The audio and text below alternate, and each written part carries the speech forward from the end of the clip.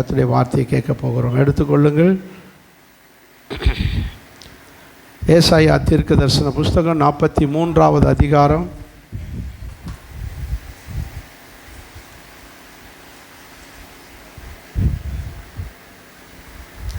18, 19 ஆகிய வசனங்களை பாருங்கள். முந்தினவைகளை நினைக்க வேண்டாம், பூர்வமானவைகளை சிந்திக்க வேண்டாம். இதோ புதிய காரியத்தை உனக்கு செய்கிறேன், அது இப்பொழுதே தோன்றும், நீங்களே அதை அறியீர்களா? நான் வனாந்தரத்தில் வழியையும் அவாந்தர வழியில் ஆறுகளையும் உண்டாக்குவேன். நல்ல பிதாவே, இந்த வசனத்தை நாங்கள் தியானிக்க போகிறோம். உங்களுடைய பரிசுத்த பிரசனம் எங்களோடு இருப்பதாக, பரிசுத்த ஆவியினுடைய நடத்துதல் எங்கள் மேல் இருப்பதாக. சத்திய ஆவியாகி நீர் எங்களிடத்தில் வரும்போது எங்களுக்கு சத்தியத்தை போதித்து சகல சத்தியத்துக்குள்ளே நடத்துகிற சத்திய ஆவியாகிய பரிசுத்த ஆவியானவரே எங்களை ஆட்கொண்டு எங்களுக்கு நீங்கள் போதிக்க ஜெபிக்கிறோம். எங்களை ஆசீர்வதி இயேசுவின் நாமத்தில் பிதாவே, ஆமேன். சொல்லலை அப்படி சொன்னாத்தான் அப்படியே ஆகும். ஆமேன், அல்லேலூயா. சரி, நம்ம செய்திக்கு நேராக போவோம். ஆண்டவர் இந்த மாதத்திலே நமக்கு கொடுத்த ஒரு வாக்கு தத்துவம். என்ன வாக்கு தத்துவம் சொல்லுகிறார்? ஒரு வார்த்தையை சொல்லுகிறார். நீ முந்தினதை நினைக்காத, முந்தினதை என்ன செய்யாத? நினைக்காத, நினைக்காத. முந்தினது என்று சொன்னால் என்ன? முந்தினது என்று சொல்லும்போது எதை காட்டுகிறது?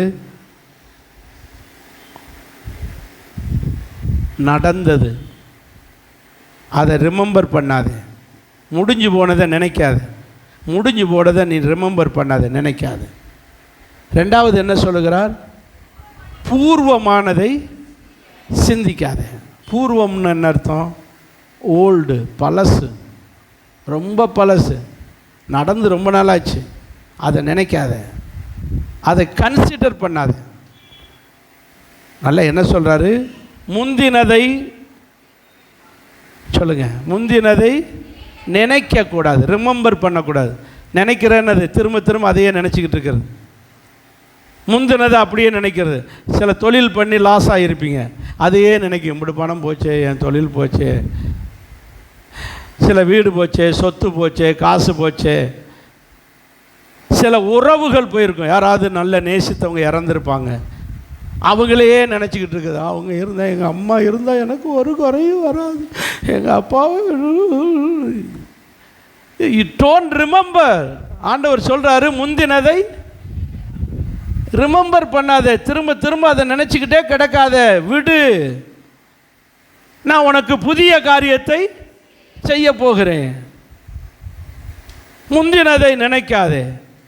இன்னொன்று சொல்கிறார், பூர்வமானது. எப்படி பிரிக்கிறார் அதை? பூர்வமானது என்றால் ஆங்கிலத்தில் சொல்லும்போது ஓல்டு, ரொம்ப பழசு, ரொம்ப பழசு. அதை போய் நினச்சிக்கிட்டு இருப்பாங்க. என்னாச்சு? எங்கள் அப்பா இறந்து 21வது வருஷம் ஆச்சு, அதை இப்போ நினச்சிக்கிட்டு இருக்கிறது. எங்கள் வீடை விற்று இந்த இதான் இருந்துச்சு, ஒரு சொத்து கணக்கில் தான் இருந்துச்சு, அதை விற்று 40 வருஷம் ஆச்சு, அதை நினைச்சுக்கிட்டு கிடக்கிறது. கர்த்தர் சொல்லுகிறாரு, ஓல்டு, பூர்வமானதை சொல்லுங்க, சிந்திக்காத. அது ஆங்கிலத்தில் சிந்திக்காதேன்னு சொல்ல, ஆங்கிலத்தில் சொல் கன்சிடர், டோன்ட் கன்சிடர். அதை ஒரு பொருட்டாவே நினைக்காத. அதெல்லாம் பெரிய சொத்து, அதை போய் நினச்சிக்கிட்டு கிடக்க. டோன்ட் கன்சிடர், அதை நினைக்காத. போனால் போகட்டும், என் கர்த்தர் என்னோடு இருக்கிறார், அவர் எனக்கு புதிய காரியத்தை செய்ய போகிறார். வசனம் அப்படிதான் சொல்லுது. முந்தினவைகளை, பூர்வமானவைகளை, முந்தினவைகளை பூர்வமானவைகளை நினைக்காத, ரிமெம்பர் பண்ணாத, திரும்ப திரும்ப நினைக்காத, ரிமெம்பர் பண்ணாத, கன்சிடர் பண்ணாத.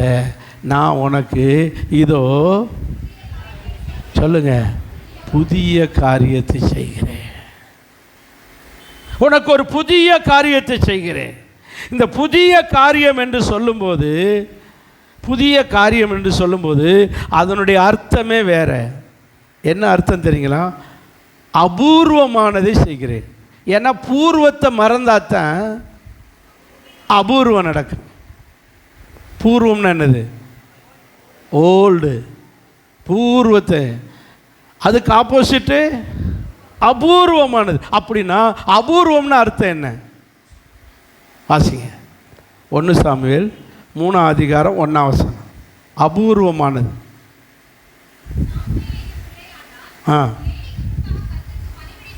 ஏலிக்கு முன்பாக கர்த்தருக்கு பணிவிடை செய்து கொண்டிருந்தான். யாரு? சாமுவேல் என்ற பிள்ளையாண்டான் கர்த்தருக்கு பணிவிடை செய்து கொண்டிருந்தான். அந்த நாட்களிலே கர்த்தருடைய வசனம், கர்த்தருடைய சத்தம் ஜனங்கள் மத்தியில் எப்படி இருக்கிறது? அபூர்வமாக. முன்னெல்லாம் கர்த்தர் அடிக்கடி வந்து பேசுவார். கர்த்தர் அடிக்கடி வந்து பேசுவார், அடிக்கடி காட்சி கொடுப்பார். அடிக்கடி கர்த்தர் எனக்கு இதை சொன்னார், கர்த்தர் எனக்கு காட்சி கொடுத்தாரு, கர்த்தர் எனக்கு செஞ்சாருன்னு சாட்சி சொல்லுவாங்க. இப்போ ஒரு சாட்சி இல்லை. ஒருத்தட்டையும் கர்த்தர் பேச மாட்டேன்றாரு. கர்த்தருடைய சத்தம், கர்த்தருடைய வசனம் எப்படி இருக்கு? இப்போ புரிஞ்சுதா? அபூர்வம்னு அர்த்தம் புரிஞ்சுதா? ரேர். எங்கேயுமே கிடைக்காது. இந்த கண்ணாடி எங்கே வாங்கினீங்க? இது எங்கேயும் கிடைக்காதுங்க. ஒரே ஒரு கடை தான் இருக்காது. இப்போ இருக்கா இல்லையான்னு? ஏன்? இது ரொம்ப அபூர்வமானது, அவ்வளோ சீக்கிரம் கிடைக்காது. இது இம்போர்ட்டடு. இது இங்கே மேனுஃபேக்சரே கிடையாது. காரணம் அதனால தான் இங்கே ரேர், எங்கேயுமே கிடைக்காது. இது எப்படிப்பட்டது? இப்போ புரிஞ்சுதான் அபூர்வம்னானது? எங்கேயுமே கிடைக்காத ரேர். இப்போ சொல்லுங்க, இதோ நான் உனக்கு என்ன செய்ய போகிறேன்? புதிய காரியத்தை அபூர்வமாய் செய்ய போகிறேன். அபூர்வமான காரியத்தை, யாருக்குமே செய்யாததை, யாருக்குமே கிடைக்காத ஒரு அபூர்வமான காரியத்தை உனக்கு புதிதாக செய்ய போகிறேன். யாருக்குமே கிடைக்காத வேலை, யாருக்குமே கிடைக்காத சுகம், யாருக்குமே இப்படி நடந்துராத ஒரு அபூர்வமான காரியத்தை உனக்கு செய்ய போகிறேன். எத்தனை பேர் விசுவாசிக்கிறீங்க? இந்த வார்த்தையை விசுவாசிக்கிறவங்க அந்த வார்த்தையின் மீது கையை வச்சு கர்த்தருக்கு ஸ்தோத்திரம் சொல்லுங்க. எனக்கு கர்த்தர் அபூர்வமான காரியத்தை செய்ய போகிறார். No one receive, no one like that. அதுபோல் இல்லை. அப்படிப்பட்ட அபூர்வமானதை யாரோடு கர்த்தர் பேசலை, சாமுவேல்கிட்ட மட்டும் பேசுகிறார் பாருங்க. அதான் என்னது? அபூர்வமானது. அல்லேலூயா. சத்தமாக ஒரு கையை உயர்த்தி அல்லேலூயா சொல்லுவோம். சரி, இந்த அபூர்வத்துக்கு இன்னொரு டெஃபனிஷன் சொல்கிறேன், வாசிங்க. அதுக்கு பிறகு நம்ம தொடர்ந்து பார்க்க போகிறோம். வாசிங்க ஏசாயா தீர்க்க தரிசன புஸ்தகம் 13ஆம் அதிகாரம் 2ஆம் வசனம்.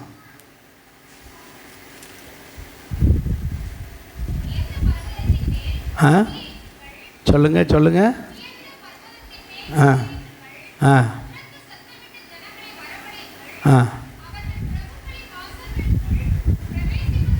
என்ன வாசித்தீங்க? 12ஆம் வசனம் வாசித்தீங்களா?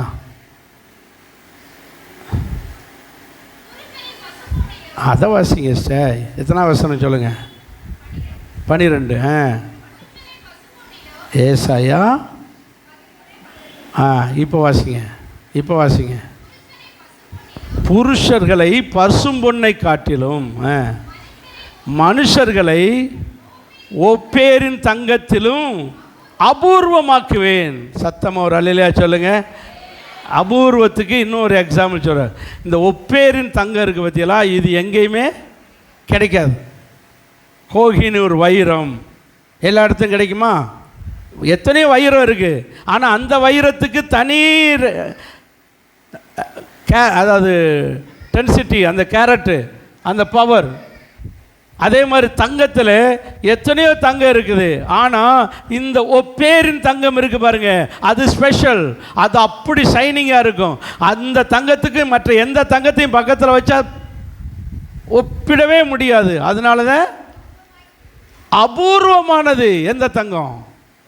ஒப்பேரின் தங்கம். அதுபோல ஒரு அபூர்வமான ஒரு காரியத்தை உங்களுக்கு புதிதாக செய்ய போகிறார்.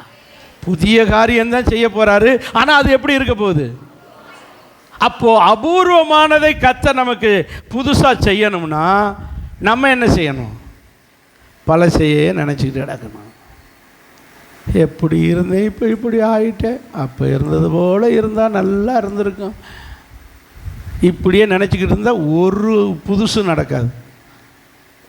கர்த்தர் சொல்லுகிறார், நீ பழையவைகளை, முந்தினவைகளை, பூர்வமானவைகளை நினைச்சு கூட பார்க்காத. உன் மைண்ட்ல இருந்து அதை எடுத்து கீழே போடு. Don't consider, don't remember. அதை நினைக்காத, அதை தூக்கி தூர போடு. போனது போகட்டும். புதிய காரியத்தை சிந்திங்க. கர்த்தரை பாருங்கள். என் கர்த்தர் புதிய காரியத்தை செய்ய போகிறார். அந்த காரியம் எப்படி இருக்க போகுது சொல்லுங்க? அபூர்வமாக இருக்க போகுது.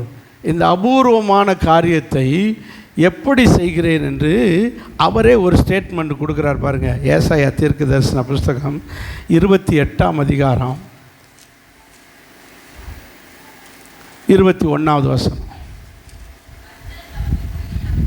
எல்லாரும் கவனிங்க, நல்லா வாசிங்க, சத்தமாக கொஞ்சம். தம்முடைய கிரியைகளாகிய அபூர்வமான கிரியைகளை செய்யவும், தமது வேலையாகிய அபூர்வமான வேலையை நிறைவேற்றவும். கத்தில அப்போ கர்த்தருடைய வேலை, கர்த்தருடைய கிரியை எப்படி இருக்க போகுது? அபூர்வமாக இருக்கும். யாருக்குமே செய்யாததை நமக்கு செய்ய போகிறார். யாருக்குமே கிடைக்காத காரியத்தை நமக்கு கிடைக்க போகிறார். அவருடைய வேலை, அவருடைய கிரியை எப்படி இருக்க போகுது சொல்லுங்க? இஸ்ரவேல் ஜனங்களை ஆசீர்வதிக்கும் போது, சகல ஜாதிகளை பார்க்கலும் உங்களை கீர்த்தியிலும் புகழ்ச்சியிலும் தூங்க வைப்பேன். தூங்குறீங்களா? இருக்குன்னா அல்லையா சொல்லுங்க. இருக்குன்னா வசனத்துடைய மீதியை சொல்லி முடிங்க. கீர்த்தியிலும் புகழ்ச்சியிலும் உங்களை சிறந்திருக்கும்படி செய்வேன். ஏன்? நீங்கள் மற்ற எல்லா ஜாதிகளை காட்டிலும் யாரு? அபூர்வமானவர்கள். ஆபிரகாமின் சந்ததி. அப்படி இருக்க உங்களை சும்மா விடுவேனா? அபூர்வமான சந்ததியாச்சே, உங்களுக்கு அபூர்வமான காரியத்தை செய்வேன். அவருடைய கிரியைகள், அவருடைய வேலைகள் எதுவாக இருந்தாலும் எப்படி இருக்க போகுது இந்த மாதம்? அபூர்வமாக, யாருக்குமே செய்யாதது. யாருக்குமே இந்த வேலை கிடைக்க வாய்ப்பே இல்லை, எனக்கு கிடைச்சிருச்சு. எனக்கு இப்படி ஒரு வீடை நான் கட்ட வாய்ப்பே இல்லை, எனக்கு கர்த்தர் வீடு தந்தார். அப்படி சொல்கிற உதாரணத்துக்கு. சரி, தொடர்ந்து வாசிங்க அந்த வசனத்தை. கர்த்தர் தமது கிரியையாகிய அபூர்வமான கிரியை செய்யவும், தமது வேலையாகிய அபூர்வமான வேலையை நிறைவேற்றவும், பெராத்சிம் மலையிலே எழும்பினது போல. எந்த மலையில்?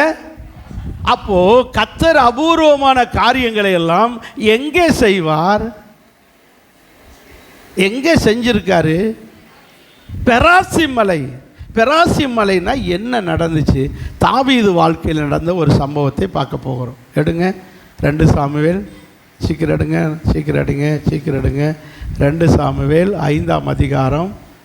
2 சாமுவேல் 5ஆம் அதிகாரம் 17ஆம் வசனத்துக்கு வாங்க. தாவீது இஸ்ரவேலின் மேல் ராஜாவானான் என்ற அபிஷேகம் பண்ணினார்கள். சொல்லுங்க. இதை பெலிஸ்தியர்கள் கேள்விப்பட்ட போது,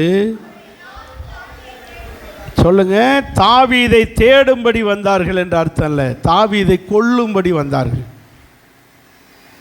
தாவீதை எல்லாரும் சேர்ந்து கொல்லும்படி வந்தார்கள். தாவீது அதை கேட்டபோது ஒரு அரணிப்பான இடத்துக்கு போய் ஒளிந்து கொண்டார். கவனிங்க, கவனிங்க. 3ஆம் வசனத்துக்கு வாங்க. இஸ்ரவேலின் மூப்பர் எல்லோரும் எப்ரோனிலே ராஜாவினிடத்தில் வந்தார்கள். இப்போ தாவீது யூதா கோத்திரத்தின் தலைநகராக இருக்கிற எப்ரோனிலே ராஜாவாக இருக்கார். ஒரு கோத்திரத்துக்கு மட்டும்தான் ராஜாவாக இருக்கார். யார்? தாவீது. இப்போ மீதி 12 கோத்திரத்தார் சேர்ந்து 10 கோத்திரத்தார் சேர்ந்து இந்த தாவீதை யாராக்குகிறார்கள்? ராஜாவாக ஏற்றுக்கிட்டாங்க. இப்போ முழு இஸ்ரவேல் தேசத்துக்கும் தாவீது என்ன ஆக்கப்படுகிறார்? ராஜாவாக்கப்படுகிறார். வாசிங்க. இஸ்ரவேலின் மூப்பர் எல்லோரும் எப்ரோனிலே தாவீதினிடத்தில் வந்து, தாவீது ராஜா எப்ரோனிலே கர்த்தருக்கு முன்பாக அவர்களோடு உடன்படிக்கை பண்ணின பின்பு அவர்கள் தாவீதை முழு இஸ்ரவேலின் மேலும் ராஜாவாக அபிஷேகம் பண்ணினார்கள். தாவீது ராஜாவாகும் போது 30 வயதாக இருந்தான். சத்தமாக ஒரு அல்லேலூயா சொல்லுங்கள். தாவீது இப்பொழுது முழு இஸ்ரவேலுக்கும் யாராயிட்டார்? ராஜாவாயிட்டார். ராஜாவாயிட்டார். இப்படி தாவீது ராஜாவான செய்தி 17ஆம் வசனத்திலே தாவீது இஸ்ரவேலின் மேல் ராஜாவாக அபிஷேகம் பண்ணினார் என்ற செய்தியை யார் கேள்விப்படுகிறார்கள்? பெலிஸ்தியர்கள் கேள்விப்படுகிறார்கள். பெலிஸ்தியர்களுக்கு ஜீரணிக்க முடியலை. ஏற்கனவே பெலிஸ்தியர்களுக்கு யாரை பிடிக்காது சொல்லுங்க? தாவீது. இந்த பெலிஸ்தியர்கள் ஒரு குட்டி சாத்தான். யாருக்கு? இஸ்ரவேலர்களுக்கு. ஆபிரகாமோடைய வம்புழுத்தது யார்? இந்த பெலிஸ்தியர்கள். ஈசாக்கோடு துறவை புறம் பிடிங்கிட்டு வம்புழுத்தது யாக்கோவோடு. அதோடு அன்னைக்கிலேருந்து இன்னைக்கு வரைக்கும் இந்த பெலிஸ்தியர்கள் தான் வம்புழுக்கிறாங்க. ஹமாஸ் குரூப் யார்? பாலஸ்தீனியர்கள் யார்? பெலிஸ்தியர்கள். இவங்க பேர் தான் பாலஸ்தீனர் மாறி இருக்க ஒழிய அவங்க பேர் என்னது? பெலிஸ்தியர்கள். பாலஸ்டியன் சொல்லுங்க சொல்லுங்க. பாலஸ்டியன் பெலிஸ்டியன்னா யாராக மாறி இருக்கான்? பாலஸ்தீனியர் மாறி இருக்கான். பேர் தான் மாறி இருக்க ஒழிய அதே இனக்கூட்டம் தான். இங்கிலீஷில் பாலஸ்டியன் இந்த வெள்ளைக்காரன் போய் ஆட்சி பண்ணாங்க அந்த இடத்த. அவன் யாரும் ஆட்சி பண்ணி வச்சுக்கிட்டு அவங்களுக்கு பூரா என்ன பேரை வச்சு விட்டான்? பெலிஸ்தியர்கள்ன்றதை பூரா எப்படி அப்படிட்டான்? நான் நேற்றுக்கு வந்தவங்களுக்கு தெரியும். யூதர்கள்ன்ற பேருக்கு இஸ்ரவேலர்களுக்கு எப்படி வந்துச்சுன்னு நேற்று சொன்ன பற்றியெல்லாம் நேற்று வந்தவங்களுக்கு தெரியும். நேற்று அது விபிஎஸ் எப்படி வரன்னு நினச்சிருப்பீங்க. விபிஎஸ் அது பாட்டு நடக்கும். ஓவாஸ் கூட்டம் அது பாட்டில் நடக்கும். அதுக்கு தான் 3 மாடி கட்டி போட்டிருக்கு. அல்லேலூயா. இஸ்ரவேலர்கள் தான் யாராக அழைக்கப்பட்டார்கள்? எப்படி இப்படி பேர் மாறுச்சு. நல்லா கவனிச்சுக்கோங்க. அப்போது இப்படி பேர் மாறினது போல் பெலிஸ்தியர்கள் தான் இன்றைக்கி யாராக இருக்கிறார்கள்? பாலஸ்தீனியர்கள். ஆக அன்னைக்கிலேருந்து இன்னைக்கு வரை இஸ்ரவேல் ஜனங்களுக்கு முள்ளாக சாத்தானாக நின்று வம்பிழுத்து கொண்டிருக்கிற ஒரே இனம். மற்ற எல்லாம் போயிட்டாங்க. மீதியானியர், அம்மோனியர், மோவாப்பியர் எல்லாம் போய் சேர்ந்துருச்சு. ஏவியர், எபூசியர் எல்லாம் போய் சேர்ந்துருச்சு. ஆனால் பெலிஸ்தியர் மட்டும் இன்றைக்கி யாரா இருக்கான்? வம்பிழுத்துக்கிட்டு இருக்கான், வந்துட்டு இருக்கான். இது ஒரு பக்கம் இருக்கட்டும். இப்போது தாவீது ராஜாவாயிட்டான் என்ற போது பெலிஸ்தியர்கள் பூரா ஒன்று போல சேர்ந்து அடிக்க வர்றாங்க. ஏன்? தாவீது மேலே அவங்களுக்கு ஒரு கோபம். தாவீது மிஸ்டர் கோலியாத்தை கொன்னதுனால. கோலியாத் யார்? பெலிஸ்தியன். அவன் பெலிஸ்தியர்கள். அதனாலே பெலிஸ்தியர்களுக்கு கோலியாத்தை கொன்றதுனாலே பெரிய அவமானமாகி போச்சு. 40 நாள் சவால் விட்டு கேவலமாக போச்சு. இப்படி ஒரு சவால் விட்ட ஒரு மனுஷனே கொண்டுட்டாங்களேன்னு சொல்லி அவங்களுக்கு பெலிஸ்தியர் ரொம்ப அவமானமாக நினைக்கிறாங்க. இந்த தாவீது மட்டும் என்னைக்காவது கண்ணில் கிடைச்சா அவனுக்கு இருக்குன்னு சொல்லி தேடிக்கிட்டு தர்றானுங்க. யாரை? தாவீது. ஆகவே இந்த சூழ்நிலை முழு இஸ்ரவேலர்களுக்கு யார் ராஜாவாயிட்டா? தாவீது ராஜாவிட்டான். ஐயோ இவனை விடக்கூடாது, இவன் பெரிய படையை உண்டாக்கிடுவான். இப்போ தான் ராஜாவாக இருக்கான். அவன் பெரிய படையை உண்டாக்கி பெரிய இராணுவத்தை உண்டாக்கி நம்ம பெலிஸ்திய இனத்தை அழிச்சிருவான். அவன் ஃபார்ம் ஆகி அவர் பெரிய இராணுவத்தை உண்டாக்குறதுக்கு முன்னாடியே அவன் எங்கே இருந்தாலும் போய் அவனை க்ளோஸ் பண்ணிடணும். அதுக்காக இங்கே தாவீது ராஜாவாயிட்டான்ற செய்தியை கேட்ட உடனே பெலிஸ்தியர்கள் உடனே படையெடுத்து வந்துட்டாங்க. வந்து வாசிங்க 18ஆம் வசனத்தில் எப்படி பாருங்க. எங்கே வந்து உட்கார்ந்துருக்காங்க? ரெப்பாயும் பள்ளத்தாக்கு. பெலிஸ்தியர்கள் தாவீது ராஜாவாயிட்டான்னு கேள்விப்பட்ட உடனே எங்கே வந்து ரெடியாக உட்கார்ந்துருக்காங்க? முதல்ல என்ன வாசம்? தாவீதை தேடும்படி வந்தார்கள். இப்போ சொல்லுங்க, பாளையம் இறங்கினார்கள். தேடுறதுக்கு வரல, தாவீதை தேடி கொல்லுவதற்கு வந்தார்கள். அதற்காக ரெப்பாயும் பள்ளத்தாக்கிலே வந்து என்ன செஞ்சுருக்காங்க? உட்காந்து காத்து கிடக்காங்க. எங்கிட்டையாவது தாவீது இந்த பக்கம் வெளியே வரட்டும், அவனுக்கு ஒரு இருக்குது, அவனை க்ளோஸ் பண்ணணும் அப்படின்னு ரெப்பாயும் பள்ளத்தாக்கிலே பாளையம் இறங்கி பெலிஸ்தியர்கள் பூரா ஆயுதத்தோடு இருக்கானுங்க. யாரை கொல்ல? தாவீது. ஆண்டவருடைய பிள்ளைகளே, இப்போ தான் அவன் ராஜாவாக இருக்கா, அதுக்கெல்லாம் பிரச்சனை வருது பாருங்க. இப்படித்தான் நம்ம வாழ்க்கையிலும் ஆண்டவரை ஏற்றுக்கொண்டிருப்போம், உடனே பிரச்சனை வரும். அன்னைக்கு தான் அபிஷேகம் பெற்றிருப்போம், பிரச்சனை வரும். ஞானஸ்தானம் இங்கே எடுத்துகிட்டு வீட்டுக்கு தான் போவோம், அங்கே ஒரு சாத்தான் வாசலில் நிற்கும். அப்போ போனவ இப்போ வர்றியே நிற்பான். அங்கே என்ன பண்ணிட்டு வந்தாய்? சாத்தான். அப்போ தான் ஞானஸ்தானம் எடுத்துருப்போம், நம்ம நிம்மதியை கெடுக்காங்க ஒரு சாத்தான். இப்படி இன்னைக்கு இங்கே மட்டும் இல்லை பாருங்க, பைபிள் முழுவதிலையும் பாருங்க. மோசேன்னு பிறந்திருக்காரு, பிறந்த உடனே சட்டம் வருது. என்ன வருது? இஸ்ரவேல் ஜனங்களுக்குள்ளே, யூதர்கள் தேவ ஜனங்களுக்குள்ளே ஆம்பளை பிள்ளை பிறந்தா அந்த பிள்ளையை கொண்டு போய் எதில் போட்டுறணும்? நதியில் போட்டுறணும், நைல் நதியில். ஏன்னா அங்கே முதல்ல கிடக்கு, முதலைகளுக்கு சாப்பாடு. அப்போ யோசித்து பாருங்கள், ஆம்பளை பிள்ளை பிறந்த உடனே ஆம்பளை பிள்ளையாக இருந்தால் கொண்டு போய் என்ன செய்யணும்? நதியில் போடணும். இப்படி ஒரு சட்டத்தை அரசாங்கம் போட்டால் எப்படி வளர்க்குறது? ஆம்பளை பிள்ளை பெத்த பிள்ளை எப்படி போய்? இஸ்ரவேல் ஜனங்களுக்கு பெரிய நெருக்கடி. அநேகர் கொண்டு போட்டாங்க. போடலைன்னா கொண்டுருவான் ராஜா, கொண்டு போய் நதியில் போடுவாங்க. ஆனால் அந்த இதுலேயும் துணிச்சலாக ஒரு குழந்தைய வளர்த்தா யார்? மோசையுடைய அப்பா அம்மா. வளர்த்து 3 மாதம் வரை அட்ஜஸ்ட் பண்ணி பார்த்தா 3 மாதத்துக்கு பிறகு வீன்னு கத்த ஆரம்பிச்சிட்டான். யார்? மோசே. ஐயோ, பக்கத்து வீட்டுக்கெலாம் குழந்தை சத்தம் கேட்குது, தெரிஞ்சு போயிடும். ராஜாவுக்கு செய்தி போகிறதுக்கு முன்னாடி ஏதாவது ஒரு வழி பண்ணணுமேனு ஒரு ஐடியா பண்ணி பெட்டிக்குள்ளே வச்சு மானல் பெட்டி செஞ்சு நாணலில் ஒரு பெட்டி செஞ்சு வச்சு அப்படியே ராஜாத்தி குளிக்க வரும்போது ராஜாவுடைய மக குளிக்க வர்ற நேரம் கொடுத்து விடுவோம். அவளாவது தூக்கி கொண்டு வளர்க்கட்டும், ஏதாவது ஒன்று சேட்டணும். சட்டம் வருது. அப்போத்தான் புள்ள பிறந்திருக்கு. மோசே பிறந்த உடனே சட்டம். இயேசு பிறந்த உடனே அங்கே ஏரோது சட்டம் போடுறான். என்ன போடுறான்? 2 வயசுக்குள்ள பிள்ளைய போகிறான். இப்போ தான் சர்ச்சில் சேர்ந்திருப்பியே ஒரு சட்டம் வருது. வீட்டில் ஒரு சட்டம் போடுவாங்க, யாரும் இன்னும் சர்ச்சுக்கே போகக்கூடாது. சட்டத்தை உடைத்து கர்த்தர் அற்புதம் செய்கிறார். அதுக்கு பேர் தான் அபூர்வமான காரியத்தை செய்யப்படும். இஸ்ரவேல் ஜனங்கள் 2000 வருஷமாக நாடு இல்லாமல் தனித்தனியாக ஒவ்வொரு நாட்டிலையும் அங்கே 10 குடும்பம், இங்கே 20 குடும்பம், அங்கே 50 குடும்பம்னு கிடக்காங்க. உலகம் முழுவதும் சரி. ஒரு வழியாக எல்லாரும் ஒன்று சேர்ந்து ஒரு தனி நாடை உண்டாக்கி ஒரு நாள் 1948 வருஷம் மே மாதம் தனி நாடுன்னு ஐநா சபை அறிவிக்குது. இனிமேல் இஸ்ரவேல் ஒரு தனி நாடுன்னு நேற்று தான் சொல்லியிருக்கா. இன்றைக்கி யுத்தத்துக்கு குண்டு விழுந்துருச்சு. 7 நாடுகள் சேர்ந்து முஸ்லீம் நாடுகள் குண்டை போடுறான். எப்படி இருக்கு அவங்களுக்கு? ஏன் அப்படி செய்கிறாங்க? இவன் நல்ல இராணுவம் உண்டாகிறதுக்கு முன்னாடியே இவனை இப்போவே அழிச்சாத்தான் அழிச்ச அப்படின்னு. நீ இவன் இப்படி யுத்தம் பண்ணுவான்னா அவன் முதல்ல இராணுவத்தை ஃபார்ம் பண்ணி வச்சுக்கிட்டான். அல்லையா? சொல்லுங்க பார்க்கலாம். கர்த்தர் நல்லா பாருங்கள், கர்த்தர் தம்முடைய ஜனத்துக்காக யுத்தம் பண்ணுவா. சரி வாங்க செய்திக்கு வாரேன். இப்போ என்ன கேட்டால், நம்முடைய தேவன் என்ன செய்கிற தேவன்? அபூர்வமானதை செய்கிற தேவன்.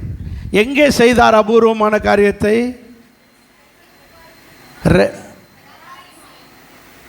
வாசிங்க. என்ன மலை? வாசிங்க.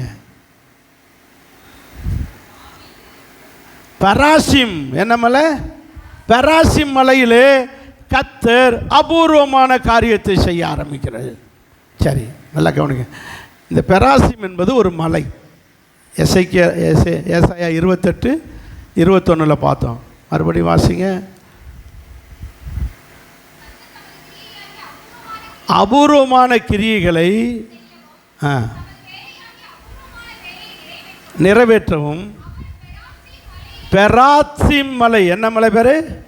பெராசிம் மலை. பெராசிம் மலைன்றது ஒரு ஹில்ஸ், சின்ன மலை, ரொம்ப ஹைட் இருக்காது, குட்டியான மலை. அந்த பெராசிம் மலை, அந்த மலையை சுற்றிலும் நல்ல முசுக்கொட்டை செடி. என்ன செடி? நல்ல செடி இருக்குது. அந்த மலைக்கு அப்படியே அடிவாரத்தில் ரெப்பாசிம். என்ன இடம்? அவங்க பெலிஸ்தியர்கள் வந்து பாளையம் இறங்கின ரெப்பாயும். என்ன இடம்? ரெப்பாயும். அப்போது இந்த பெலிஸ்தியர்கள் எல்லாம் இந்த மலை பராசிம் மலைக்கு அடிவாரத்தில் ரெப்பாயும் பள்ளத்தாக்கிலே வந்து இருக்காங்க. நான் சொல்கிறது நல்ல கவனிங்க, உங்களுக்கு புரியுங்க. எல்லோரும் சேர்ந்து ஒரு அல்லையா சொல்லுங்கள். பெராசிம் என்பது மலை, பெராசிம் என்பது ஒரு ஹில்ஸு. அதுக்கு அடிவாரத்தில் இருக்கிற இடத்துக்கு பேர் ரெப்பாயும். இப்போ பெலிஸ்தியர்கள் பூரா எங்கே வந்திருக்காங்க? இந்த ரெப்பாயிமில் வந்திருக்காங்க. யாரை கொல்ல? தாவீதை கொல்ல. இப்போ தாவீது ஓடி போய் அரணிப்பான இடத்துல என்ன செஞ்சுக்கிட்டாரு? ஒளிஞ்சிக்கிட்டு அப்படியே இருக்காமல் ஜெபம் பண்ணுகிறார். வாசிங்க 20ஆம் வசனம். இல்லை 19ஆம் வசனம். பெலிஸ்தியருக்கு விரோதமாக யுத்தத்துக்கு போகலாமா? அவர்களை என் கையில் ஒப்பு கொடுப்பீரா என்று தாவீது கர்த்தரிடத்திலே விசாரித்தான்னு சொல்லக்கூடாது, ஜெபித்தான். சொல்லுங்க. ஜெபித்தான். கர்த்தரிடத்தில் போய் என்ன செய்கிறான்? ஜெபிக்கிறான். ஆண்டவரே, இப்படி ரெப்பாயிமில் வந்து பெலிஸ்தியர்கள் என்னை கொல்லணும்னு வந்திருக்காங்களே ஆண்டவரே, நான் இப்போ எங்கே இருக்கேன்? சேஃபான இடத்துல, அரணிப்பான இடத்துல உட்கார்ந்துருக்கேன்.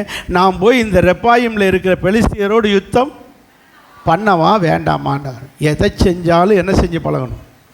ஜெபம் பண்ண பழகணும். நீங்கள் ஜெபம் பண்ணி செஞ்சு பாருங்கள், இந்த மாதத்தில் கர்த்தர் நிறைய அபூர்வமான காரியங்களை செய்வார். ஆமென்.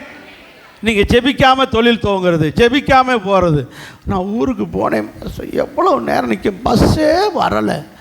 நான் பஸ்ஸில் போனால் பஸ்ஸு காரே இப்படியே உருட்டிக்கிட்டு போன மாதிரி போகிறேன். அதுக்கு மேலே போனால் பஸ்ஸு பஞ்சர் ஆகுது. இந்த கோளாறுலாம் வர்றதுக்கு காரணம் என்ன? ஜெபிக்காமல் போகிறது. பிள்ளைகளை ஸ்கூலுக்கு அனுப்புறீங்க, என் பிள்ளை ஒத்தையில் போயிட்டு வருது. ஏன் ஒத்தையில் போகுது? ஜெபம் பண்ணி அனுப்புங்க, உங்கள் பிள்ளை கூட கர்த்தர் போவார். ஆமென். ஜெபிக்கணும். தாவீது ஜெபிக்கிறார். ஆண்டவரே, நான் இந்த ரெப்பாயிமில் இருக்கிற இந்த பெலிஸ்தியரோடு நான் சண்டைக்கு போகவா வேண்டாமா? இப்படியே எனக்கு ஒளிஞ்சி இருக்கவா சொல்லுங்கண்ணு. அப்போ கர்த்தர் சொல்லுவார், நீ போ, உன்னை பெலிஸ்தியரை உன் கையில் என்ன செய்வேன்? ஒப்பு கொடுப்பேன்னு சொல்லலை, நிச்சயமாக கண்டிப்பாக ஒப்பு கொடுப்பேன். போ. அல்லேலூயா சொல்லுங்க. இதுதான் கர்த்தர். கண்டிப்பாக உனக்கு ஜெயத்தை தருவேன், ஒப்பு கொடுப்பேன், போ. புறப்பட்டார். அடுத்த வசனத்தில் தாவீது என்ன செஞ்சார்? பெராசிம் மலையில் ஏறி அவர்களோடு யுத்தம் பண்ணினார். யுத்தம் முடிஞ்ச உடனே அந்த பெலிஸ்தியர்கள் எல்லாம் முறிந்து ஓடினார்கள். எப்படி ஓடுறாங்க? தண்ணீர்கள் உடைந்து அணையை திறந்து விட்ட உடனே ஆற்றுல தண்ணி வருமே, வைகை ஆற்றுல, அது மாதிரி அப்படியே தண்ணி ஓடுறது மாதிரி ஓடுறானுங்க. அப்படின்னா இந்த ரெப்பாயிமில் இருந்தவர்கள் பெராசி மலைக்கில் தாவீது வந்து தலையை காட்டியிருப்பார். அப்படியே தலையை காட்டினோடனே இந்த நிற்கிறான் தாவீது, வாங்கடா போவோம் சண்டைக்குன்னு மேலே போகிறாங்க. எது மேலே? பெராசி மலையில். அவர்கள் போன உடனே தாவீது அவர்களை முறியடித்தார். முறியடித்த உடனே மலையில் ஏறினவனுக்கு வந்த திசையில் போகாமல் பல திசையில் தண்ணி செதறி ஓடினது மாதிரி பல திசைக்கு ஓடுறானுங்க. இப்படி ஓடினதினால் யுத்தம் எளிதாக ஜெயித்தார்கள். நல்ல கவனம். இதுதான் ஆண்டவர் சொன்னார், ஒரு வழியாய் வருவார்கள். சொல்லுங்க, 7 வழியாய் ஓடுவார்கள். கவலைப்பட, இந்த மாதம் அது நடக்க போகுது. இந்த மாதம் அது நடக்க போகுது. உனக்கு விரோதமாய் வந்தவர்கள் எல்லாம் 7 வழியாக ஓட போகிறார்கள். உனக்கு விரோதமாய் கூட்டம் கூடின கூட்டத்தை கர்த்தர் சிதற பண்ண போகிறார்.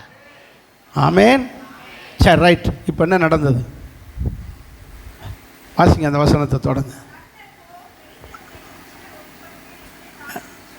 ஆ ஆ ஆ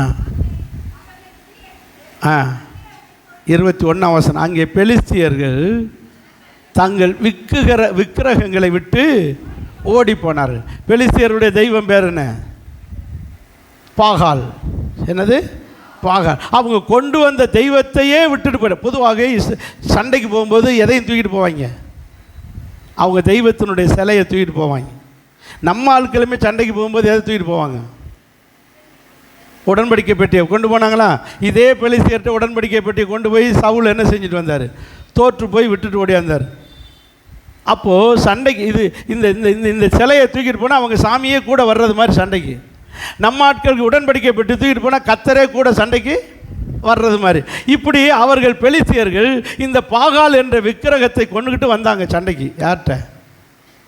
தாவீதுட்ட. தாவீதை கொல்லணும். இவர் போட்ட போர்டில் அவங்க எல்லாம் தண்ணி சதறின மாதிரி சதறி ஓடிட்டாங்க. எது கிடக்கு? அங்கனிக்கலையே, பாகால் கிடக்கு. ஆகவே பாகால் முறியடிக்கப்பட்டு ஜெயிச்ச இடம் என்று சொல்லுனாலே பாகால் பெராசி. எப்படி மாறிடுச்சு பேர்? என்ன பேர் வச்சார்? 20ஆம் வசனத்துடைய கடைசியில் என்ன பேர் வைக்கிறார்? அந்த இடத்துக்கு என்ன பேர் வைக்கிறாரு? பாகால் பெராசிம் என்று பெயரிட்டான். ஏன் அந்த ஸ்தலத்துக்கு பாகால் என்ற பேர் வருது? பாகால் முறியடிக்கப்பட்ட இடம், பாகாலை தோற்று போக வைத்த இடம், பாகால் பொய் என்று நிரூபிக்கப்பட்ட இடம். இப்படி அடுத்தனாலே அந்த பெராசிமுக்கு என்ன பேர் வைக்கிறாரு? பாகால் பெராசிம். பாகாலை. இது வந்து பெலிஸ்தியரை மட்டும் ஜெயிக்கலை, இப்போ யாரையும் சேர்த்து ஜெயிச்சிருக்கு? பாகாலையும் சேர்த்து ஜெயிச்சிருக்கு. நல்லா கவனிச்சுக்கோங்க. அவர்களோடு மட்டும் ஜெயிக்கிறவங்கள அவர்கள் கும்புற சாமியவும் சேர்த்து ஜெயிக்க போகிறீங்க. அல்லையா சொல்லுங்கள் பார்க்கலாம். அவர்களுடைய மாய வித்தைகள், மந்திர சக்திகள் எல்லாத்தையும் சேர்த்து ஜெயிக்க வைக்கிறார். அந்த ஜெயத்துக்கு பேர் தான் அபூர்வமாக இருக்க போகிறது. ஆமென். அந்த செயல் அபூர்வமாக இருக்க போகிறது. இப்போ நல்லா கவனித்து பாருங்கள். இங்கே இஸ்ரவேல் ஜனங்கள் இப்படி இஸ்ரவேல் பெலிஸ்தியர்களை முற்றிலும் தாவீது ஜெயிச்சிருக்கிறார். இப்படி ஜெயிச்சு அந்த இடத்துக்கு பாகால் பெராசிம்னு பெயர் வச்சு நிம்மதியாக இருக்கிறார். ஸ்தோத்திரம் சொல்லிக்கிட்டு இருக்காரு. மறுபடியும் வந்துட்டானுங்க. அடுத்த வசனத்தில் பெலிஸ்தியர் திரும்பவும் வந்து நிற்கிறான். செத்து போச்சுன்னு பார்த்தா பாம்பு மறுபடியும் என்ன செய்யுது? துடிச்சுக்கிட்டு நிற்கிது. பெலிஸ்தியர்கள் எல்லாம் போயிட்டாங்க, ஓஞ்சதுன்னு நினச்சா மறுபடியும் ஒன்றை மனசில் வச்சுக்கோங்க. இந்த பிரச்சனை போனால் இன்னொரு பிரச்சனை வரும், இந்த வியாதி போனால் இன்னொரு வியாதி வரும். இந்த பூமியில் இருக்க வரைக்கும் நமக்கு விரோதமாக பிசாசு வந்துக்கிட்டு தான் இருப்பான். அப்போ பேசாமல் அவன் பக்கமே சாஞ்சிடலாம் போல் இருக்கு. அப்படி அவன் நல்லா வச்சிருவான்னா பரவாயில்லையே, அவன் வைக்க மாட்டானே, அவன்கிட்ட நல்ல குணமே கிடையாது, அவன் மூலமாக நித்திய ஜீவன் கிடைக்காதே. அவன்கிட்ட என்ன கிடையாது? அவனுக்கே நித்திய ஜீவன் கிடையாது, அவனுக்கே மோட்ச வாழ்க்கை கிடையாது. அவனை நம்பி போய் என்னத்தை நம்ம வாழ முடியும்? இயேசு கிறிஸ்து ஒருவரே ஜீவன் உள்ள தேவன். பேதுரு சொல்றான், உம்மிடத்தில் மாத்திரமே நித்திய ஜீவன் உண்டு. இந்த இயேசு நம்மை கைவிடுகிறவர் அல்ல. இப்போ பாருங்க, மறுபடியும் வந்துட்டான். யாரு? பெலிஸ்தியர் வந்துட்டாங்க. பெலிஸ்தியர் வந்துட்டாங்க. வந்த உடனே என்ன செய்கிறேன்னே தெரியல. என்ன செய்கிறேன்? ஆண்டவரே போய் ஜெபம் பண்ணுறாரு பாருங்க. மறுபடியும் ஜெபம் பண்ணுறாரு. பெலிஸ்தியர் திரும்ப வந்து ரெப்பாயிம்லே பாளையம் இறங்குறாங்க. இந்த ரோஷம் கட்டவன் யார்? சாத்தான் மாதிரி ஒரு வெக்கம் கட்டவன், ரோஷம் கட்டவன் எவனுமே கிடையாது. சரி, இவ்வளோ அசிங்கம் ஆகி போச்சே, இந்த பையன் நம்மளை அடித்து நம்ம சிலையை புறம் பிடிங்கிட்டு விட்டானே, போவோன்னு போகிறானான்னு பாருங்க. அடுத்து மறுபடி வர்றான். சாத்தான் திரும்ப திரும்ப வந்துக்கிட்டு தான் இருப்பான். ஏசப்பாட்டை திரும்ப திரும்ப வந்து சோதிக்க வந்துக்கிறான். ஆனால் இதுபோல் அவனுக்கு கொஞ்சம் கூட ரோசம். நம்மளுடைய நோக்கம் என்ன? நம்முடைய விசுவாசத்தை கெடுக்கணும். நல்லா கவனிச்சுக்க, நம்முடைய விசுவாசத்தை கெடுக்கணும். நம்முடைய விசுவாசத்தை கெடுக்கணும். நீங்கள் இதில் கவனமாக இருக்கணும். உங்களுடைய பரிசுத்தத்தை கூட கெடுத்துடலாம், ஆனால் எதை கெடுக்க விடக்கூடாது. நல்லா கவனிச்சுக்கோங்க. விசுவாசம் ரொம்ப ரொம்ப முக்கியம். கிறிஸ்தவ வாழ்க்கை எதில் துவங்குது? விசுவாசத்தில். விசுவாசம்தான் முக்கியம். பவுல் சொல்கிறாரு, நல்ல போராட்டத்தை ஓட்டத்தை முடித்தேன், பரிசுத்தத்தை காத்து கொண்டேன். எதற்கு சொல்கிறாரு? அப்போ பரிசுத்தத்தை விட எது முக்கியம்? விசுவாசம் முக்கியம். நீங்கள் விசுவாசத்தை லேசாக நினைக்காதீங்க. விசுவாசம் இல்லாவிட்டால் ஒன்றுமே செய்ய முடியாது. நம்ம விசுவாசம் இல்லாமல் தேவனுக்கு பிரியமாக இருப்பது விசுவாசத்தில் வராது யாவும். என்னைக்கும் முறுமுறுத்து பழகாதீங்க, உங்கள் விசுவாசம் குறைஞ்சிக்கிட்டே போயிடும். குறை சொல்லி பழகாதிய, ஆண்டவரை குறை சொல்லி பழகாதிய, ஆண்டவரை முறுமுறுத்து பழகாதிய. எதை காத்துக்கொள்ளுங்க? விசுவாசத்துக்காக போராடுங்கள். விசுவாசத்தை காத்துக்கொள்ளுங்க. பரிசுத்தம் கூட கத்த தந்துருவாருங்க. விசுவாசத்து கிடைக்காது, போனால் திரும்ப வராது. விசுவாசம்தான் முக்கியம். பவுல் சொல்கிறாரு, இந்த விசுவாசம், கத்தர் மேலே வச்சிருக்கிற விசுவாசத்தை அழிக்கும்படிக்கு நானே என்னை சாத்தான் பயன்படுத்தி போனேன். வாசிங்க, கலாத்தியர்களது நிருபம் எனக்கு ரொம்ப பிடிச்ச வசனம். கலாத்தியர்களது நிருபம் 1ஆம் அதிகாரம்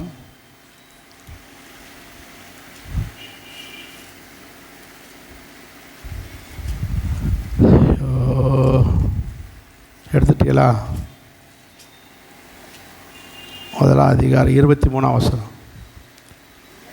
முன்னே நம்மை துன்பப்படுத்தினவனே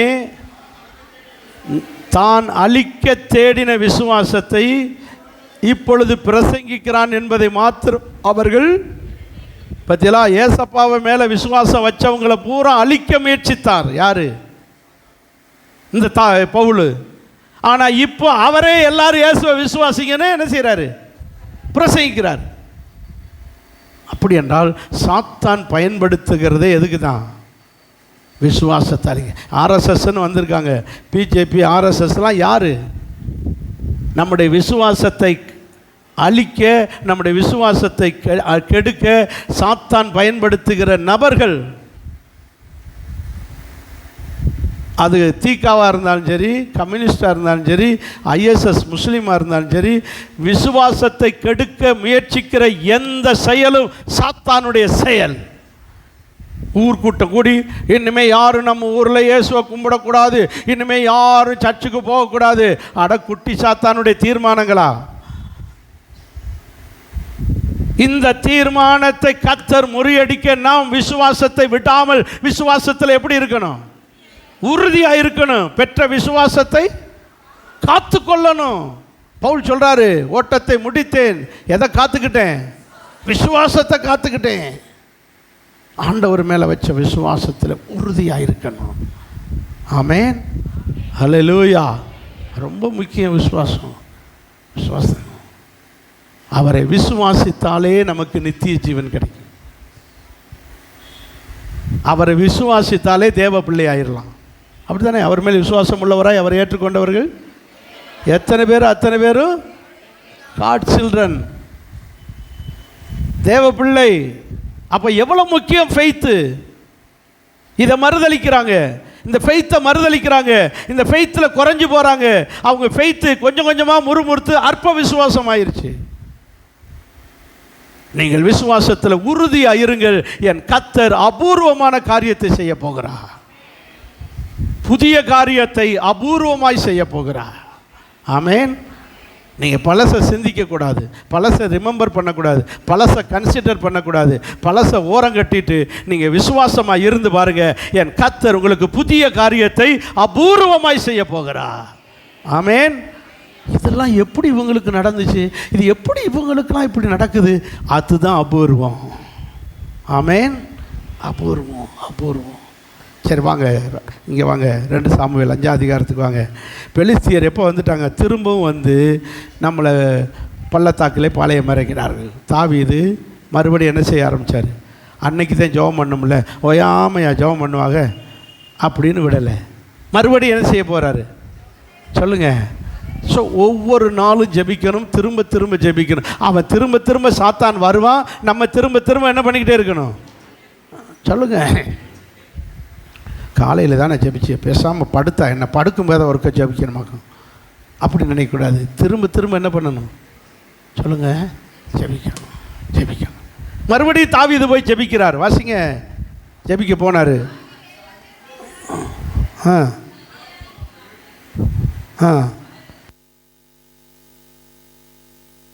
கர்த்தரிடத்தில் ஜெபித்த போது அல்லது விசாரித்த போது கர்த்தர் சொல்கிறாரு, நீ நேர போகாம, அவங்ககிட்ட நேர போகாத.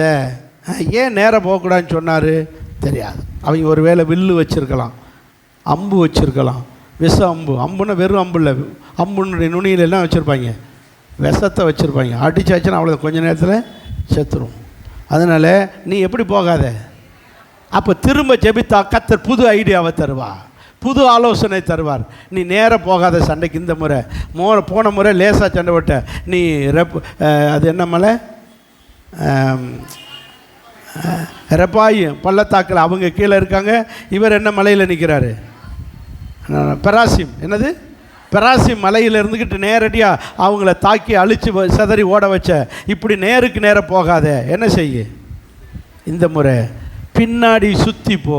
அவர்களுக்கு பின்னாலே சுற்றி முசுக்கொட்டை செடிகளுக்கு எதிரே இருந்து அப்படியே ஒளிஞ்சிருந்து அவர்கள் மேலே பாஞ்சு. எப்படி சொல்கிறார் பாருங்க. ஏன் எப்படி சொல்கிறார் ஏசா? முசுக்கொட்டை செடின்னு என்ன?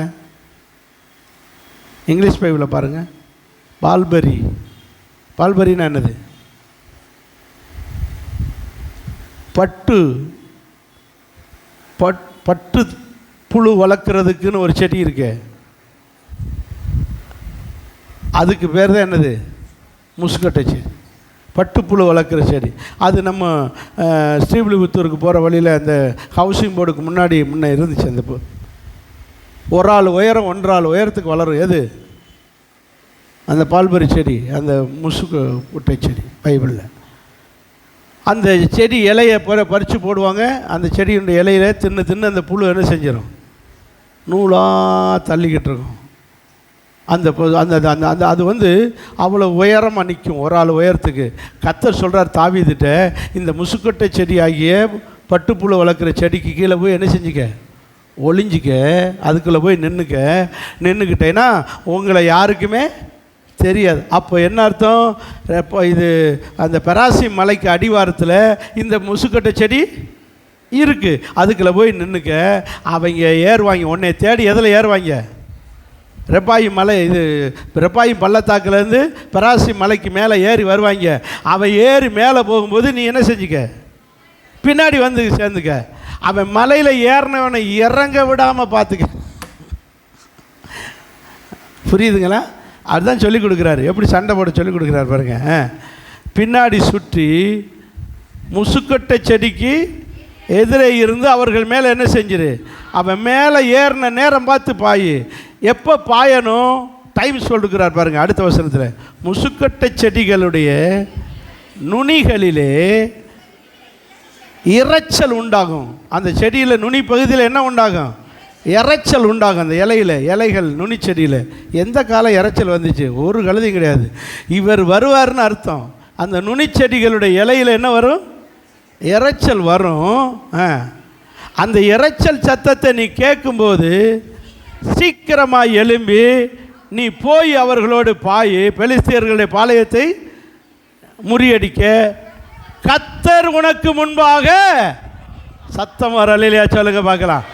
அப்போது அந்த முசுக்கட்டை செடியினுடைய நுனித்தோலில் இரைச்சல் உண்டாகும் போதே யார் வந்துடுவார், கர்த்தர் வந்து சவுண்டு கொடுப்பாரு. அந்த சவுண்டை கேட்ட உடனே நீ பாஞ்சிரு, மீதி சண்டையை நான் பார்த்துக்கிறேன். அல்லையா சொல்லுங்க பார்க்கலாம். இப்பொழுது 2வது முறையாக உனக்கு ஒரு ஜெயத்தை தர. அன்னைக்கோடு நீங்கள் பைபிள் முழுவதும் படிச்சுப்போங்க. அதுக்கு பிறகு பெலிஸ்தியர்கள் தாவீதுட்ட முதல் சண்டை அவர் நம்மளை போட வைப்பார். மறுபடியும் பிசாசு வர்றான்னா அவரே வந்துடுவார் சண்டை போட. அல்லையா சொல்லுங்க பார்க்கலாம். எந்த பிரச்சனையாக இருந்தாலும் அவரே வந்துடுவார். எந்த பிரச்சனையாக இருந்தாலும் கர்த்தர் வந்து நிற்பார். நீ பயப்படாதே, உனக்கு விரோதமாக எழும்புகிற எந்த ஆயுதமும் வாய்க்காமலே போகும். இன்னைக்கோட இதுதான் கர்த்தர் செய்கிற அபூர்வமான செயல். பெராசிம் என்னமல பெராசி மலையிலே என் தேவன் அபூர்வமானதை செய்தார் என்று இந்த சம்பவத்தை யார் எடுத்து சொல்கிறான், ஏசாயா எடுத்து சொல்கிறாரு. 28 அதிகாரம் 21 வசனத்தை மறுபடியும் வாசிங்க. போச்சு, அம்மட்டையும் மறந்துட்டிய நீங்கள். கீழே வாசிங்க. பெராசி மலையில் எழும்பினது போல எழும்பி, பெராசி மலையில் எழும்பி அங்கே அபூர்வமான கிரியைகளை, அபூர்வமான காரியத்தை செய்தது போல, அன்னைக்கு அபூர்வ காரியத்தை செஞ்சது போல இன்னைக்கு ராஜபாளைய விசுவாசிகளாகிய உங்களுக்கு எனக்கோ கர்த்தர் அதே பெராசி மலையை போல இன்னைக்கு கர்த்தர் நமக்கு செய்ய போகிறார். கைகளை தட்டி அவருக்கு ஒரு நன்றி சொல்லுங்க. ஆமேன், ஆமேன், ஆமேன், ஆமேன், ஆமேன். பெராசி மலையிலே என் கர்த்தர் செய்தது போல இந்த சஞ்சீவ மலை அடிவாரத்தில் இருக்கிற எங்களுக்கும் கர்த்தர் செய்வீராக. ஆமேன். இங்கேயும் ரெப்பாசி மலை மாதிரி சஞ்சீவ மலை பெலிஸ்தியர்கள் வந்து பாளையம் இறங்கியிருக்காங்க. அங்கே நடந்தது போல் இங்கேயும் செய்வார். ஆமேன். அல்லேலூயா. ஸோ நாமும் இந்த மலை அடிவாரத்தில் கிடக்கிறோம். கர்த்தர் நமக்காக செய்வார். சரி வாசிங்க.